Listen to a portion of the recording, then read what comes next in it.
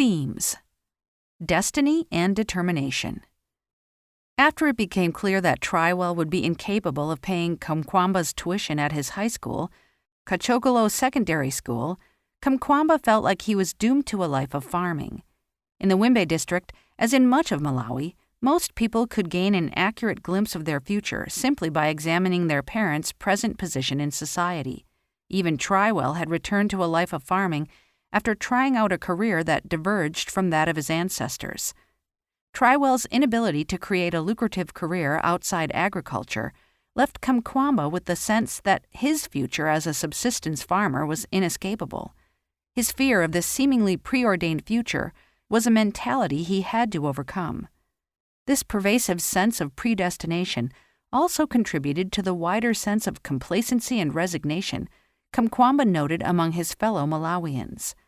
Absent any proof that meaningful change was possible, there was no discernible motivation for anyone in the Wimbe district to try to improve their fortunes beyond striving for bare survival.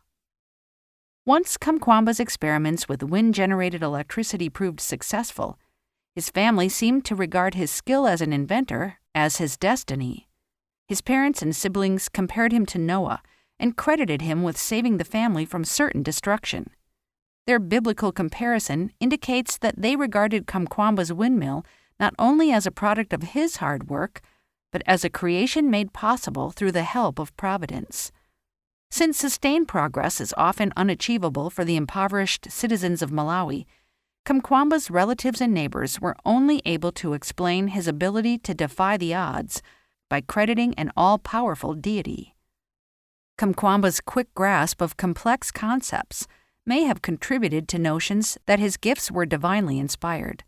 The moment he saw a windmill on the cover of Using Energy, he was overcome by such a strong curiosity that science seemed to be his destiny. Still, Kamkwamba's success was never guaranteed, and if he had not persisted in the face of hunger, poverty, and public mockery, he would have never been praised for attempting to break away from the tried and tested profession his forebears had survived on for generations. When someone is faced with seemingly insurmountable odds, they may become complacent and apathetic. Only by putting forth sustained effort was Kamkwamba able to defy the widespread belief among his family and friends that his failure was a foregone conclusion. Magic versus science. In Malawi, magic is not seen as a property of fantasy, but as a genuine fact.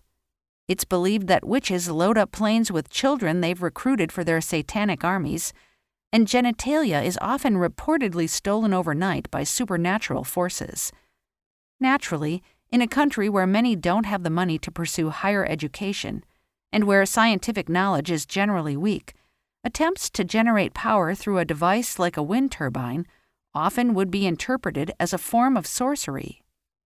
Kamkwamba's windmill, which was regarded with some amount of suspicion even before it was in operation, sparked definite fears that the young inventor was a wizard as the country faced another drought. If government officials hadn't provided resources for citizens, Kamkwamba and his machine might have faced genuine danger. He might have even been killed for his willingness to experiment with technology that seemed mystical to the uninitiated. Even well-educated Malawians sometimes believe in the literal existence of magic. Some scholars with a doctorate degree visit witch doctors, and fear of wizards can sometimes spark a mob mentality that leads to murder. In some cases, fear of a magic bearer is not the source behind a killing. In Malawi, people who are born albino are often targets of violence because of the widespread belief that their body parts have magical abilities, including the ability to generate cash. Anyone who is different in Malawi culture is potentially implicated in witchcraft, which further encourages lack of innovation and conformation to the status quo among the country's citizens. Surprisingly, Kamkwamba only mildly rebukes the superstitious and arguably dangerous beliefs that are common among his fellow Malawians. In some sections, he seems to indicate that he retains some belief in magic himself. He laments that his nation's constitution doesn't contain a section protecting citizens from witchcraft and seems to unquestioningly accept stories that might spark incredulity among his scientific peers.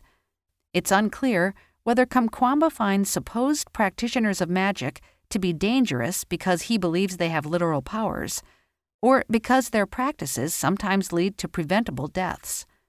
For Kamkwamba, science still remains the best antidote to the problems caused by magic, regardless of whether witchcraft is a genuine phenomenon.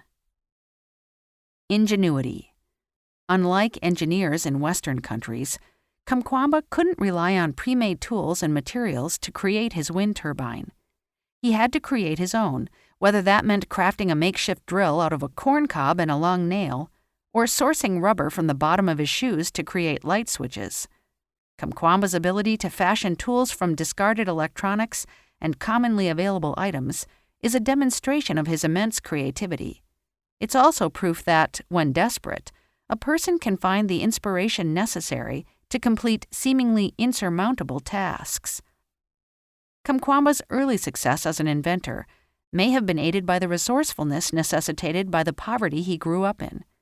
Since Kamkwamba and his friends had to construct every toy they played with, they became adept from an early age in the art of solving problems and experimenting with potential solutions.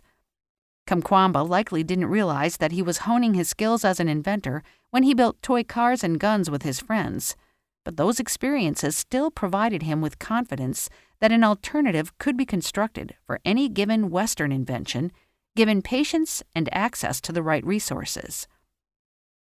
Since graduating from Dartmouth College, Kamkwamba has made it his mission to introduce the joy of inventing new tools to a new generation. In an article published by his alma mater, Kamkwamba explains that he is raising money for a new educational resource center for budding inventors. Inspired by Dartmouth's Thayer Machine Shop, the Moving Windmills Innovation Center will allow young Malawians to work on group projects that aim to improve the quality of life in the country overall by reducing food scarcity and improving harvest yields. Kamkwamba knows that the ability to innovate, while important, is not enough on its own. Without the generous support of his TED Talk patrons, he likely would not have been able to easily continue his work improving life in the Wimbe district. By providing educational resources, along with encouragement, he hopes to ensure that the potential of other young inventors isn't thwarted by poverty or by a lack of proper mentors.